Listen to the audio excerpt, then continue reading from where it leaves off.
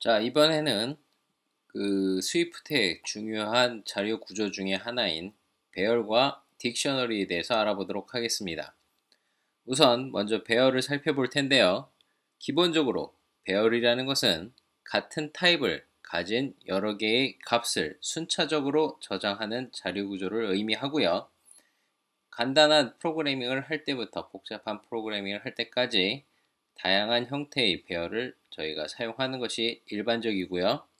자, 오브젝트 C 같은 경우에는 NS 어레이나 NS 뮤터블 어레이라는 클래스를 사용하는데, 이제 우리가 사용하는 스위프트에서는 이제 배열을 여러 가지 형태로 사용할 수 있고, 역시 타입을 명시해서 사용할 수도 있고 타입을 명시하지 않고도 사용할 수 있는 방법이 있습니다. 그래서 타입을 명시하지 않을 경우에는 추정을 통해서 그 해당 배열의 타입을 확인해서 사용하는 형식으로 이제 구현되도록 되어 있습니다. 자, 일반적인 배열의 생성 및 초기화하는 방법을 여러 가지를 살펴볼 텐데요. 지금 보시는 것처럼 다양한 방법으로 생성을 하거나 초기화를 할 수 있는 것이 특징입니다. 우선 첫 번째 int array 1은 바로 대괄호를 해가지고 배열을 assign을 int array 1에다가 통째로 배열 통째로 assign을 했고요. 이때 타입을 명시하지 않았기 때문에 이 배열의 형은 이제 정수형 배열로 추정을 해서 구현되도록 되어 있는 겁니다. 그 다음에 두 번째 int array 2 같은 경우에는 이제 정수를 사용한 배열이라는 것을 명시를 했고요. 양쪽에 int 앞뒤로 대괄호를 명시해서 이제 정수를 사용하는 배열이라고 명시를 해줬고, 그 다음에 1부터 10까지의 값을 이제 배열로 묶어서 어사인을 하면서 초기화를 하는 일반적인 이제 타입을 명시하는 방식의 배열을 생성하고 초기화하고 있습니다. 자, 세 번째 부분은 이제 제네릭스를 사용하는데요. 어레이라는 클래스와 제네릭스를 사용해서 정수형 값이 이제 저장이 되는 배열이라는 것을 또 명시를 해줬고요. 그 다음에 어사인하는 초기화하는 값은 똑같이 대괄호로 배열 값을 이제 초기화해서 어사인을 해주고 있습니다. 자, 배열을 선언할 때 어사인하는 배열이 이제 비어 있는 경우, 지금 이제 네 번째 같은 경우죠. 대괄호로 열고 닫은, 즉 비어 있는 배열을 어사인하게 되면 빈 배열을 선언하는 가장 기본적인 방법인데요.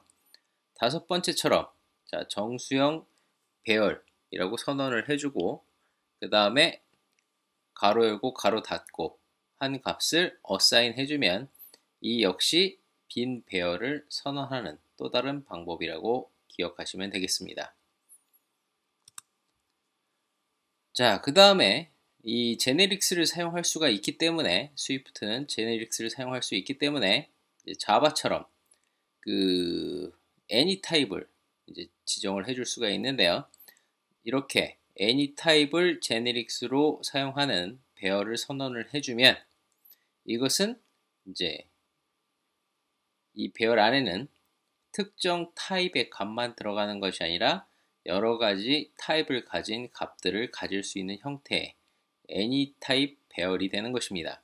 이래서 지금 assign 되는 초기화되는 값들을 보면 1, 2, 3, 4, 5라는 정수와 A, B, C라는 문자열, 그 다음에 10.0이라는 실수까지 다양한 값을 assign 할 수 있는 any 타입의 배열이 만들어졌고요.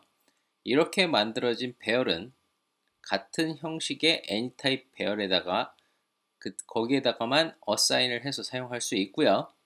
이제 정수형이라든가 문자형과 같이 형이 확정되어 있는 그러한 배열에다가 assign을 해서 사용하는 방법은 불가능하다라는 것을 기억해 주시면 되겠습니다. 자, 그 다음에 이제 배열을 초기화하는 방법이 여러 가지가 또 있는데요.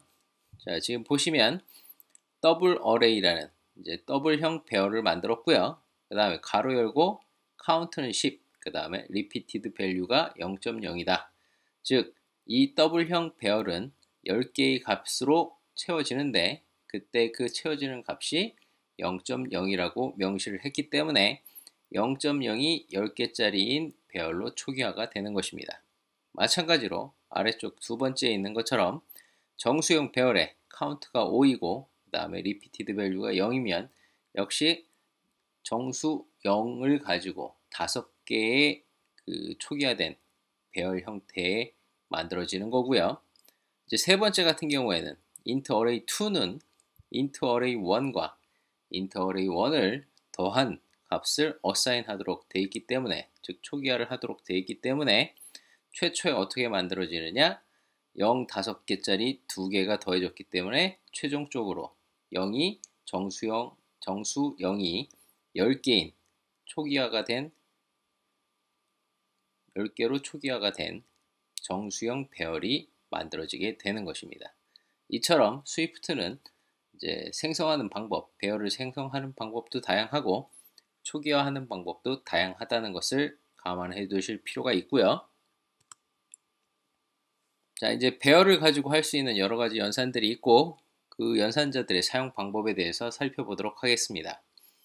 우선 특정 배열의 개수를 알고자 할 때에는 배열 뒤에 점을 붙여주고 그 다음에 카운트를 이용해주면 해당 배열에 현재 몇 개의 요소가 들어있는지 알 수가 있고요. 기본적으로 배열의 원소를 추가하는 방법은 append라는 메소드를 사용해서 그 배열의 이제 뒤쪽에다가 새로운 요소들을 추가하는 방법이 있습니다. 그 다음에 플러스 이퀄을 이용해서 이제 배열을 추가해 줄 수가 있는데요.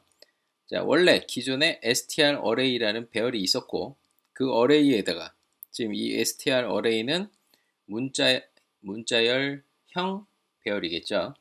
거기다가 이제 플러스 이퀄 한 다음에 대괄호를 해주고 하나의 요소 또는 두 개의 요소, 하나 이상의 요소들을 나열시키고 대괄호를 닫아준 다음에 이제 플러스 이퀄을 해주면 그 개수만큼을 기존의 array, str array라는 데다가 추가를 해주는, 그래서 두 개의 배열을 합치는 결과를 얻게 될 수가 있습니다. 그것이 이제 세 번째 줄에 대한 설명이고요. 그 다음에 isEmpty라는 메소드를 사용하면 현재 그 배열이 비었는지 아니면 지금 값이 들어있는지를 확인할 수 있죠. 그래서 조건문에서 isEmpty를 사용해서 true인지 false인지를 체크해서 그 결과에 따라 처리해주면 되고요. 그 다음에 배열의 임의의 원소에 접근하는 방법은 일반적인 배열 사용법처럼 이제 대괄호로 인덱스 값을 넣어주고 0번째, 지금 같은 경우는 int array의 0번째 요소에다가 10이라는 값을 넣겠다라는 뜻이죠. 그래서 일반적인 배열에 접근하는 방법과 동일한데요.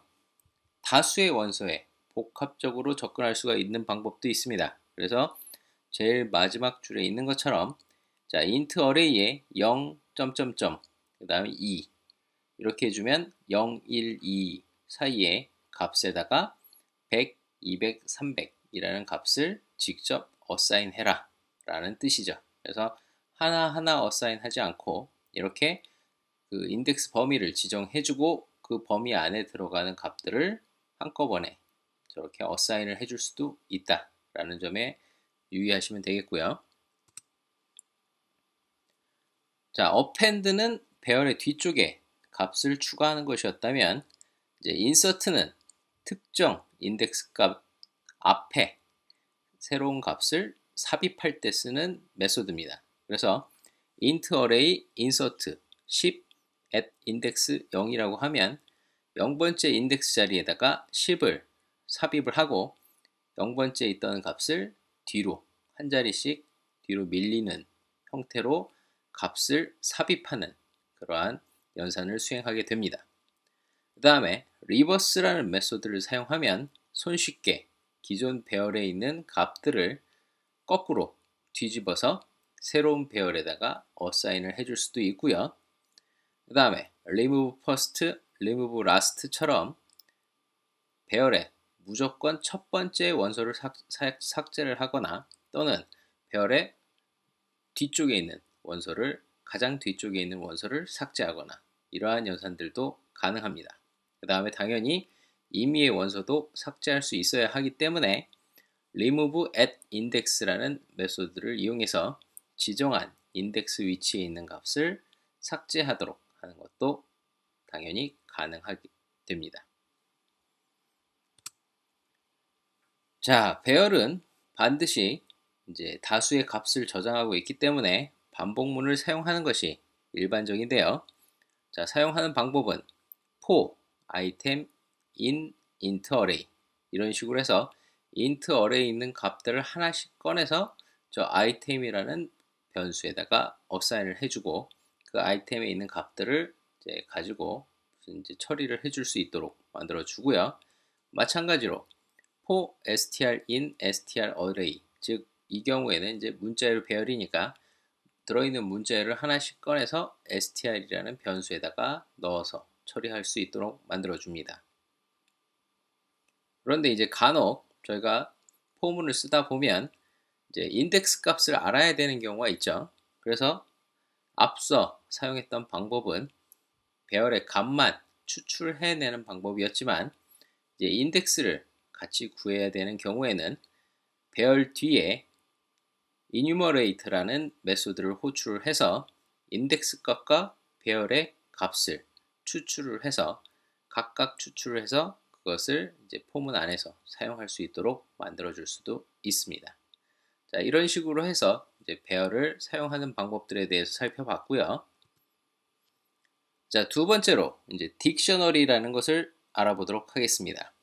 자, 딕셔너리는 요즘에 우리가 많이 사용하는 이제 형태의 데이터, 즉 키와 밸류 값의 쌍으로 구성된 형태의 데이터를 우리가 딕셔너리라고 말을 하고요. 키를 기준으로 값을 저장하고 키를 기준으로 값을 얻어내는 방식으로 사용하게 됩니다. 그래서 키, 밸류 쌍으로 구성이 되며 요즘 많이 사용되는 제이슨과 같은 형태의 데이터 포맷과 이제 유사하며 그리고 제이슨과 같은 데이터를 다루고자 할 때 또는 제이슨과 같은 데이터 형태로 내보내고자 할 때 유용하게 사용할 수 있는 것이 바로 이 딕셔너리라고 할 수가 있습니다. 자, 딕셔너리도 사용하기 위해서는 반드시 생성할 때 이제 값을 명시하거나 명시하지 않고 추정을 할 수 있도록 만드는데요. 이제 생성하는 방법과 초기화하는 방법에 대해서 간단하게 살펴보도록 하겠습니다. 지금 보시면 strdig이라는 이제 딕셔너리는 키와 밸류가 각각 문자열과 문자열이다 라고 명시되어 있는 딕셔너리입니다. 그래서 이 딕셔너리, 이 strdig이라는 딕셔너리에는 반드시 키와 밸류는 문자열로 구성이 되어 있어야 되고 초기화하는 값을 보면 키와 밸류라는 문자열들로 초기화되고 있는 것을 확인할 수 있습니다.